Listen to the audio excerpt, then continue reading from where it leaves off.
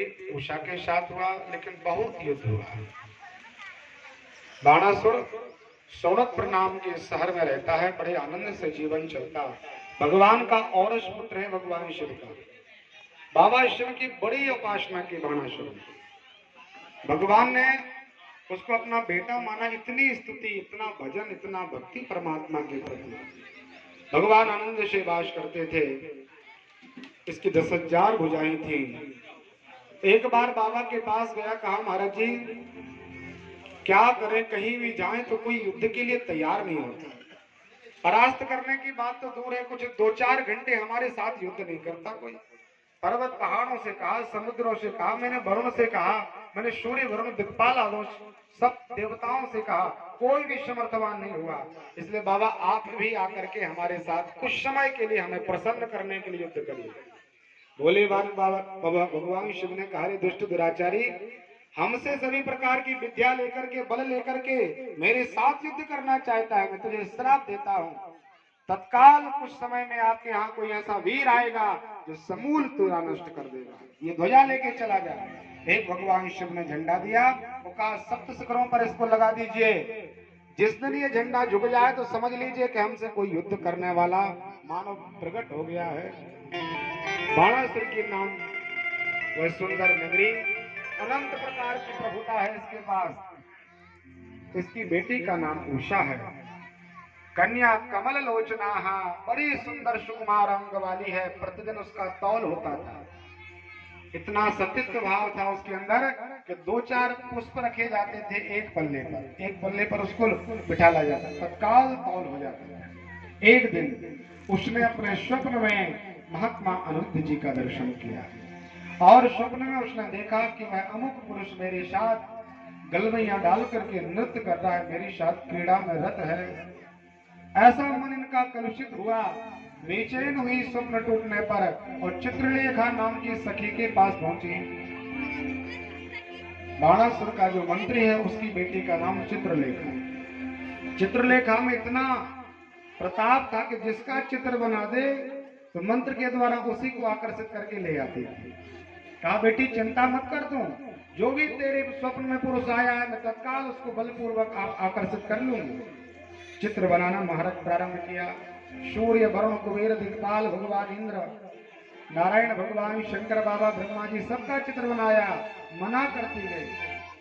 पृथ्वी के देवताओं का, पृथ्वी के राजाओं का चित्र बनाया। कहा महाराज अभी नहीं। जब भगवान कृष्ण का चित्र बना करके प्रद्युम्न महाराज का चित्र बनाया तो इसने कहा हाँ इससे मिलता जुलता है। अब अनिरुद्ध महाराज का चित्र बना करके लज्जित हो गई, अपना प्रणय निवेदन कर दिया उसने और कहने लगी कि भैया ऐसी कृपा कर दीजिए, इसके बिना एक क्षण रहना बहुत मुश्किल हो रहा है। तो चित्रलेखा ने अपने मंत्रों के द्वारा द्वारिका से पलंग सहित अनिरुद्ध जी के लिए बाणासुर की नगरी में भिजवाया। एकांत का समय था, रात्रि के समय उषा और महात्मा प्रद्युम्न का मिलन हुआ। प्रातः काल समाचार हुआ जब बाणासुर के लिए कि कोई पुरुष आकर के मेरी पुत्री के कन्यत्व को नष्ट कर गया। बहुत जोर से अपने परिकरों को बुलाया, सबके द्वारा प्रद्युम्न को पकड़ करके बंधक बना के डाला। श्री कृष्ण महाप्रभु को जानकारी हुई कि बाणासुर ने मेरे नाती को पकड़ लिया, तो भगवान ने अपने नारायणी सेना को तैयार किया। बलदाव जी, शाम्य, महात्मा प्रद्युम्न, शेष आदि तैयार हुए। यहाँ से बाणासुर ने विचार किया हमें भी तैयार होना है। बहुत विशाल तैयारियां की। परमात्मा का युद्ध प्रारंभ हो गया। तो जैसे कोई लकड़हारा लकड़ियों को काटता है, ऐसे ही परमात्मा ने बाणासुर के सभी प्रकार की भुजाओं को काट करके नष्ट कर दिया। ध्वजा तरफ इसने देखा कि ध्वजा झुकी हुई है। आज बड़ी प्रसन्नता हुई इसको। बहुत परमात्मा के साथ युद्ध हुआ। युद्ध करते करते इसको लगा अब हम भगवान कृष्ण से नहीं जीत पाएंगे। तो एक कोटरा नाम की एक इनकी धर्म माता थी, वो आकर के निर्वस्त्र होकर के कन्हैया के सामने खड़ी हो गई। भगवान शस्त्र चला रहे थे, देखा कोई स्त्री निर्वस्त्र है, भगवान ने नेत्र बंद किए और पीछे तरफ मुंह कर दिया। समय पाया बाणासुर वहां से चला गया। भगवान भोले बाबा के पाद पद्मों का आश्रय लिया। बाबा कृपा कीजिए। तो यहाँ शिव भगवान तैयार हुए। शिव जी ने नंदी बाबा को कार्तिक जी के लिए, गणेश जी के लिए तैयार किया।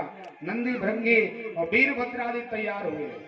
तो यहाँ से भगवान शिव की सेना और इस तरफ से नारायणी सेना, दोनों में विशाल युद्ध प्रकट हो गया। बहुत युद्ध चला। भगवान शिव शिव ज्वर को छोड़ते, काला ज्वर जो होता है, नारायण भगवान वैष्णव ज्वर छोड़ते हैं। कोई पेट का दर्द छोड़ता है, सूल जिसे कहा जाता है।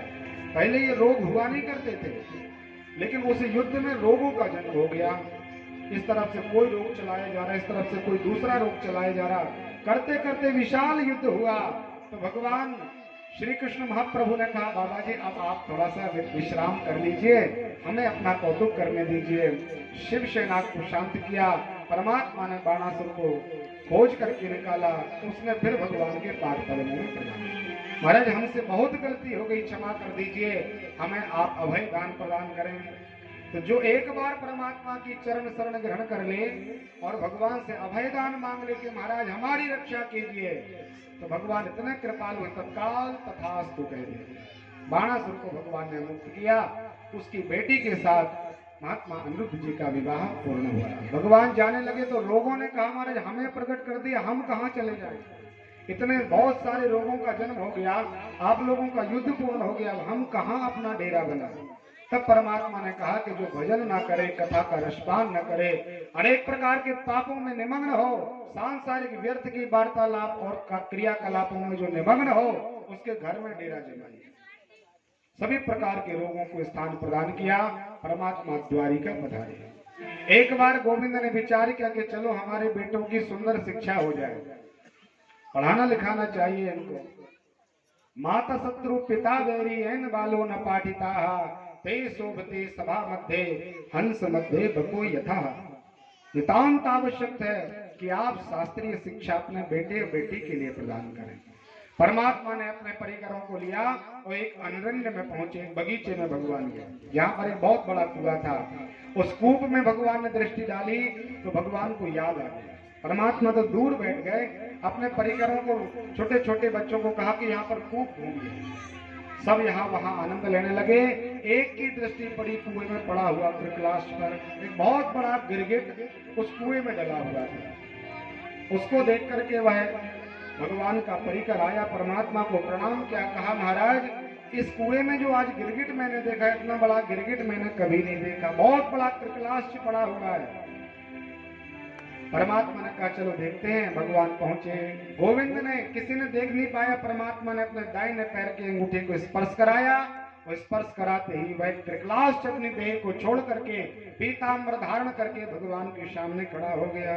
बोलो भक्त वत्सल भगवान। परमात्मा ने कहा कौन हो तुम, आपका परिचय क्या है? तो कहने लगा मृगो नाम नरेंद्रो इक्ष्वाकु तनय प्रभो दान स्वाख्यायमानेषु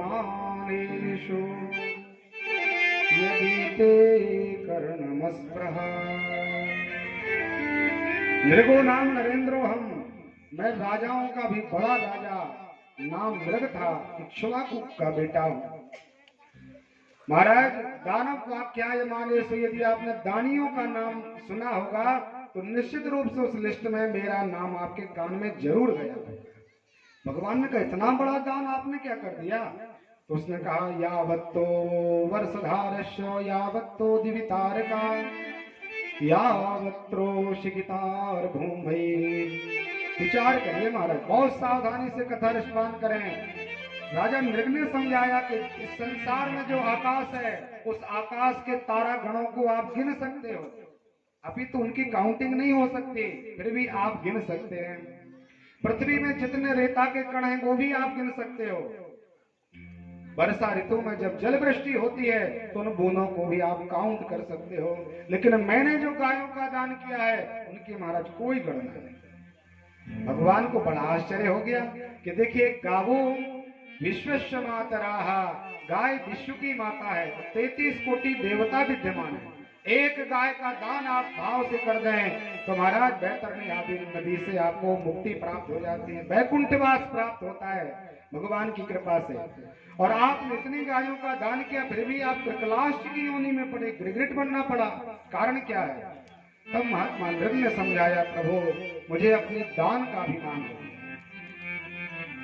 देखिए, कोई भी काम करें उसमें अभिमान नहीं होना चाहिए। आपने जैसे भी अभिमान किया, चाहे वह आपके धर्म का अभिमान हो, चाहे आपकी यात्रा का अभिमान हो, चाहे आपकी कथा का अभिमान, कुछ भी हो। आजकल तो व्यक्ति पापों को छुपाते हैं और पुण्यों को वृद्धि कराते हैं। पुण्य करेंगे 10 रुपए का, बताएंगे 100 का, और पाप हजारों करेंगे लेकिन उसको कभी सार्वजनिक नहीं करते। जबकि शास्त्रों का आदेश है कि आप यदि कोई धार्मिक अनुष्ठान, दान पुण्य आदि करें तो आपके दूसरे हाथ को भी पता ना हो कि आपने क्या दिया है। इतना गुप्त होना चाहिए पुण्य। और पाप महाराज सर्वत्र आप बोलिए, किया बहुत कम है लेकिन बहुत ज्यादा बताइए। पाप यदि आप बताएंगे तो पापों में न्यूनता आ जाएगी, आपका पाप नष्ट हो जाएगा। यदि आप बहुत पुण्यों की आप स्वयं प्रशंसा करेंगे तो आपके पुण्य भी नष्ट हो जाएंगे। कुछ भी करते रहिए, आपको पुण्य के लाभ मिलने वाले नहीं है। महाराज हमारे 12 ज्योतिर्लिंग पूरे हो गए, 4 धाम हो गए, मैंने ये कर लिया, मैंने ये कर लिया। सुनाने के लिए व्यक्ति जब बैठते हैं महाराज तो सुनना बनता है उस समय, केवल क्या करें। लेकिन शास्त्रों का आदेश है। मलुक पीठाधीश्वर महात्मा राज श्री परम पूजनीय राजेंद्र दास जी महाराज कहते थे कि एक संत ने 15 लाख रुपए दान किए। उन्होंने अपने उद्घोषण में कहा था, तो इन्होंने क्या किया, उसकी धर्म की रक्षा के लिए कि उसको दान का पुण्य मिल जाए, इसलिए उस लिस्ट में 2 लाख रुपए बता दिया, अमुक नाम से 2 लाख रुपए आया है। एकांत में पंडित जी से मिला, कहा महाराज जी आपने और शेष सामग्री पूरी अपने पास में रख ली, इतना पैसा आपने बताया और शेष पैसा आपने क्यों रख लिया, आपको पूरा बताना चाहिए। तो महात्मा पूज्य पंडित जी ने समझाया कि देखिए, आपने जो 15 लाख मुझे दान किए हैं उसमें से हमने 13 लाख आपके बचा लिए। समझ लीजिए 13 लाख का दान तो आपको मिलेगा, लेकिन जो मैंने उद्घोषण कर दिया कि अमुक व्यक्ति के द्वारा इतना दान प्राप्त हुआ है, उसका आपको लाभ मिलने वाला नहीं। 2 लाख रुपए तो आपके व्यर्थ चले गए। आपने दान किया और ना किया बराबर हो गया। इसलिए दान को बड़ा गुप्त रखना चाहिए, जो किया है किसी को पता ना। राजा को दान का थोड़ा अभिमान आया। एक बार अपने नियम के अनुसार सूर्योदय होता था, स्नान करते थे और 1.25 लाख गायों का दान रोज करते थे। महाराज समय था प्रातःकाल दान का। एक तितिक्षु ब्राह्मण जो कोई दान नहीं लेते थे, उनकी गाय और इनके गोधन में मिल गई। राजा को क्या पता हमारी कितनी गाय, किसकी गाय है। वो पंडित जी की गाय इनके गोधन में आई और इन्होंने दूसरे पंडित जी को संकल्प सहित वह गाय दान कर दी। गाय चली गई। यहाँ पर जिनकी जो गाय थी वो ढूंढते ढूंढते विचार करने लगे, कहाँ गई। मेरे आश्रम में केवल एक गाय थी, मैं किसी के पास धन लेने के लिए नहीं जाता, और यदि धनी की महिमा गाई जाए या आपके पास कितना वैभव है तो ये गाय के द्वारा सुनिश्चित किया जाता था। पहले गाय से आपकी संपत्ति का आकलन किया जाता है। धर्म, अर्थ, काम और मोक्ष, इनमें जो सुंदर धन है वो गाय के द्वारा प्राप्त। हवीर धान्य गाय। महाराज ने देखा कि अमुक पंडित जी के घर में हमारी गाय बंधी है, तो उनके पास पहुंचे और कहा महाराज ये गाय हमारी है, आप हमारी गाय को वापस कर दीजिए। तो जिनको इन्होंने संकल्प के द्वारा दान करी थी वो ब्राह्मण कहने लगा, ये आज ही राजा नृग के यहाँ से हम दान लेके आए, इसलिए संकल्प में हमें प्राप्त हुई है, हम आपको गाय नहीं दे सकते। अब दोनों ब्राह्मणों में थोड़ा सा विरोध हुआ, दोनों त्यागने के लिए तैयार नहीं हुए। तो कहा राजा ही निर्णय लेगा इसका। राजा के पास चला जाए। राजा नृग के पास पहुंचे। नृग को थोड़ा अभिमान आ गया, कहा महाराज जी आप लोग भी, अरे मैं लाखों गायों का दान करता हूँ, करोड़ों गाय हमने दान कर दी, ऐसा करो एक गाय एक तरफ और एक तरफ 1 करोड़ स्वर्ण मुद्रिकाएं हम आपको प्रदान करेंगे। जिसको गाय से ज्यादा प्यार हो ले जाइए, इसके बदले में हम इतना धन आपको दे रहे हैं।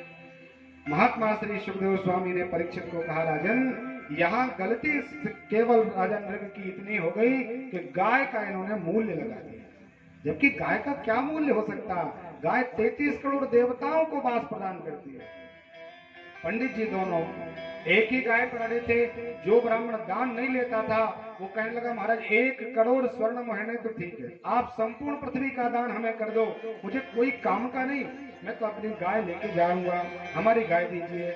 दूसरा ब्राह्मण कहने लगा आपने संकल्प में अभी अभी दिया है और यदि इसको आप वापस लेंगे तो आपका धर्म नष्ट हो जाएगा। निर्णय देने में अक्षम रही महात्मा नृग। जब इनका महाप्रयाण हुआ और धर्मराज ने इनका स्वागत किया, इनकी स्तुतियां गाई गई, आरती हुई राजा नृग की। वो कहा महाराज आपने मनुष्य जीवन का सच्चा लाभ लिया, आपने जाकर के बहुत अच्छे अच्छे काम किए, हम आपसे प्रसन्न हैं, लेकिन आपके जीवन में एक छोटा सा न्यून काम हो गया। तो आप ये बताइए पहले आप पुण्यों का सुख भोगना चाहते हैं या पापों का प्रायश्चित करना चाहते हैं? राजा नृग ने विचार किया हमारे जीवन में केवल और केवल पुण्य है, इसलिए पुण्य का आश्रय बाद में लेंगे, पहले पाप को धो देना चाहिए। तो उसी कारण से आज राजा नृग कृकलाष्ट की योनि में था, भगवान की कृपा से वो मुक्त हो गया।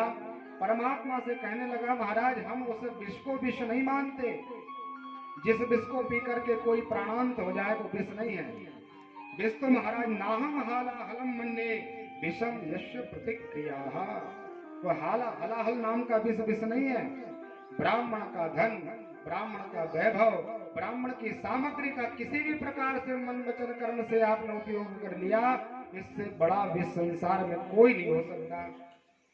मंदिर की कोई सामग्री हो, कोई ट्रस्ट की सामग्री हो, पंडित जी की कोई सामग्री हो, इसको अपन को प्रयास मत छूना नहीं है। और यदि किसी भी रूप में ये धन अपने पास आता है तो लिखा 21 पीढ़ियां महाराज निर्धन हो जाती हैं, भिखारी हो जाती हैं, अनेक प्रकार का पाप लगता है इसमें। तो परमात्मा ने अपने परिकरों तरफ देखा और कहा कि देखिए ब्राह्मणों का कभी आप लोग अपराध मत करना, पंडित जी लोगों के ऊपर बड़ी कृपा आपको करना है, उनका बहुत सम्मान करना, उनका बहुत पूजन करना। भगवान समझते थे कि आगे चल करके ये दुर्वासा ऋषि का अपराध करेंगे, इसलिए परमात्मा ने सिखाया कि ब्राह्मणों का कितना महत्व है। परमात्मा द्वारिका पधारे, यहाँ भगवान को पांडवों के यहाँ से सुंदर एक निमंत्रण आया कि महाराज जी हम राजस्वी यज्ञ करना चाहते हैं और आपका अग्र पूजन का हमारा भाव है।